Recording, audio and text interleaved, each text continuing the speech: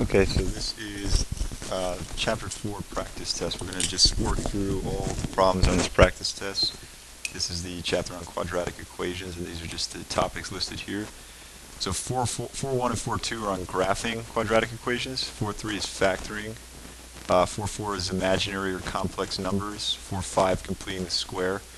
Quadratic formula and the discriminant, that's 4.6. 4.7 is on something called vertex form. And then the last section, 4.8, is on solving inequalities. So we'll just work through these problems and get a sense of how this chapter goes. So here's the first type of problem. 4.1 is on graphing. And really the best way to approach this is just go down the line and answer each thing that they're asking us for right here. So they're asking us for, looks like 1, 2, 3, 4, 5 things. So let's start with the vertex. The way that you find a vertex of a quadratic equation is you simply use this formula right here. Negative b over 2a. So if we look at this equation, we have a equals this number, so a equals 2, b equals this number, and c is this. And that just comes from the standard form of a quadratic equation. Ax squared plus bx plus c, that's equal to y. So if we use this formula, negative b over 2a, well, b is negative 4. So negative b would be negative 4, which is positive 4.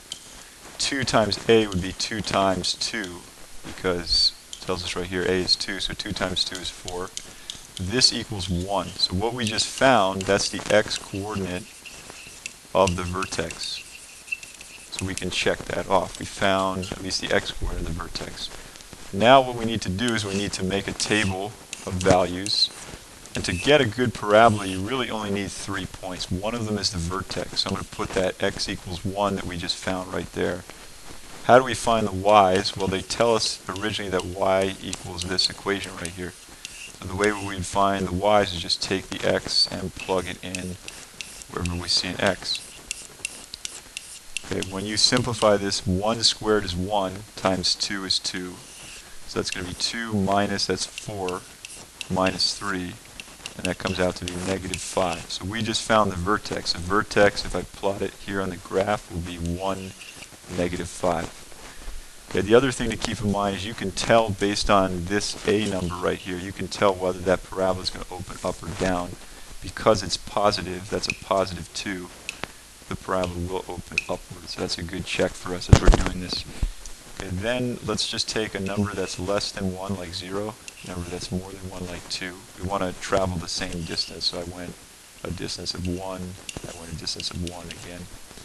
Now we'll do the same thing, we'll plug in 0 here, so 2 times 0 squared minus 4 times 0 minus 3. You simplify that out and you would get negative 3. So we'll put a point here at 0, negative 3. Here, same thing, when you simplify all this out, and if you do this correctly, parabolas are symmetrical. That means they're going to look almost like the exact same if you can split it right down the middle. So 2, negative 3 puts us right here, and then we connect the dots, we have our parabola. So we took care of this part, sketched the graph. Let's get the other things. Let's change up colors here. So axis of symmetry, this thing right here, we actually found the axis of symmetry when we found this number.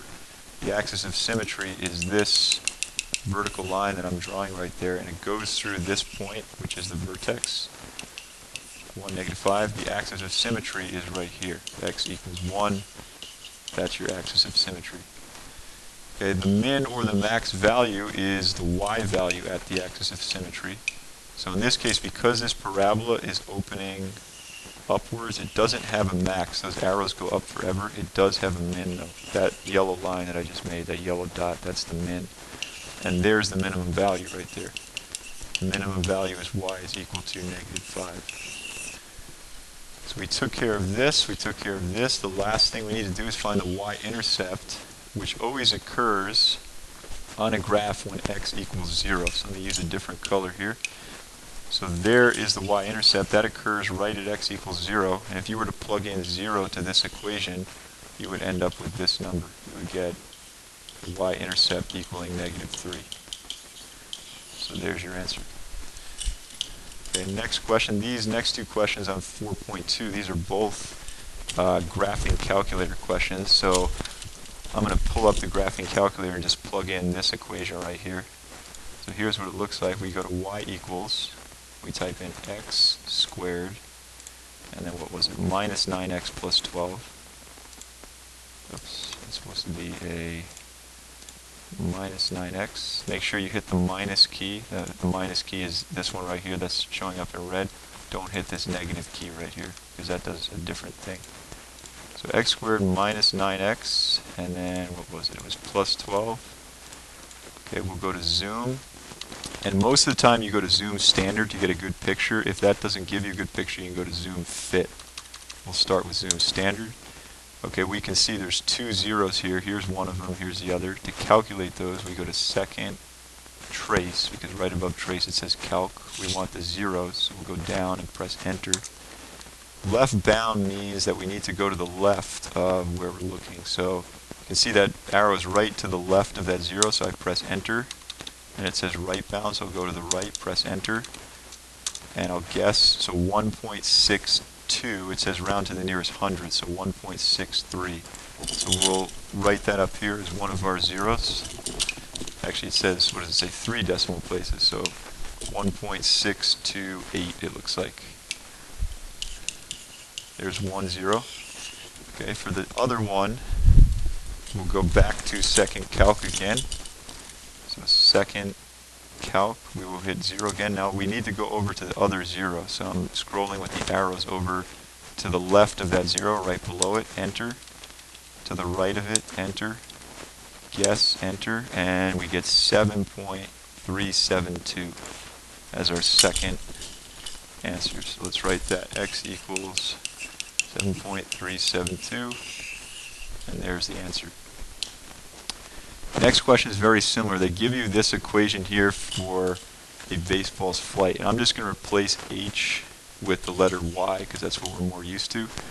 V sub 0, this v with the little 0, that means initial velocity.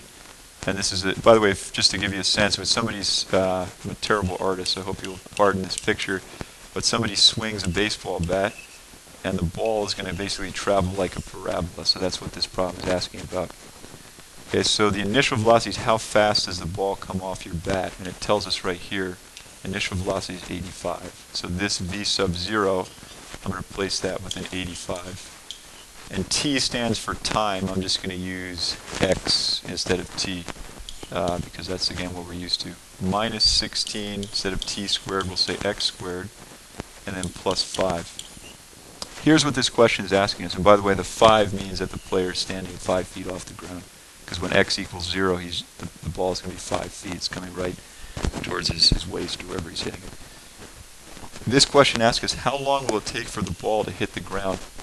Well, if you think about it, if you're looking at this picture right here, this parabola, when the ball hits the ground, here it is right here. When the ball hits the ground, right there the height is equal to 0.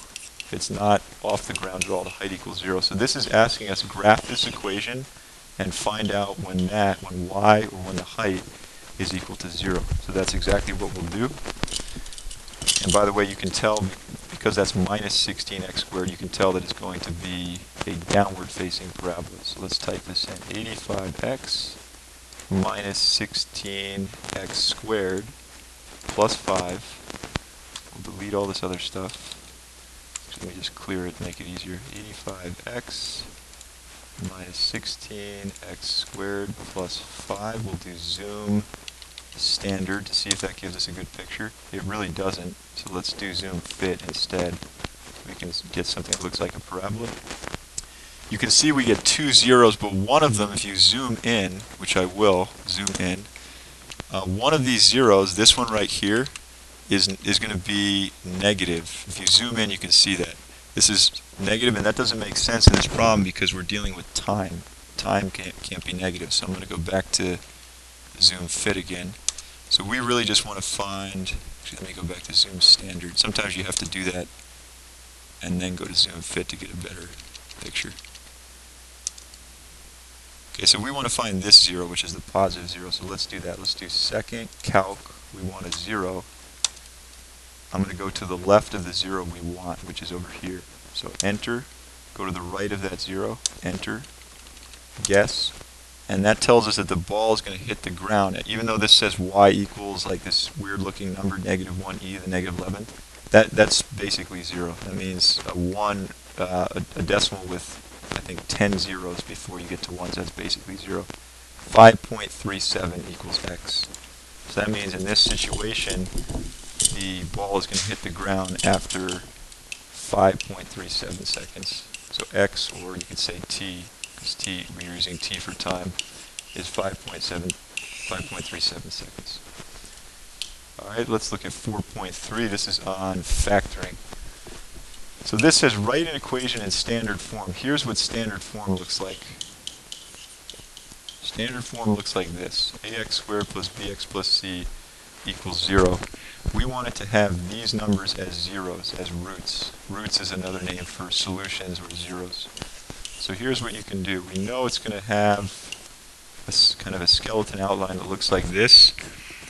And you have to think about it this way. If I took -12 and I plugged it in right here for x, what would I have to do to -12 to get it to equal 0? And the answer is I would take -12 and I add 12 to it. That's what gives me 0. Okay, another way of thinking of it is it's always going to end up being x minus whatever your 0 is. So minus -12, that's the same thing as plus 12. Same thing with the 4. So let me just switch colors here. This 4, if you took it and you plugged it in right here, what do you have to do to 4 to get 0? So if I plug in 4 right there, I would do 4 minus 4. That's going to equal 0. Only problem with this is not in standard form. We need to FOIL this out. So FOIL, just to remind you, it means first, outer, inner, last. Here are the first terms in each parentheses. X times x gives you x squared. Outside terms in each parentheses are these that I just underlined. X times -4 is -4x. Inside terms in each parentheses would be 12 times x, which is 12x. And last terms in each parentheses would be 12 times -4, which is -48. Last thing we can do to simplify this is we could say this should be 0. 0 equals x squared.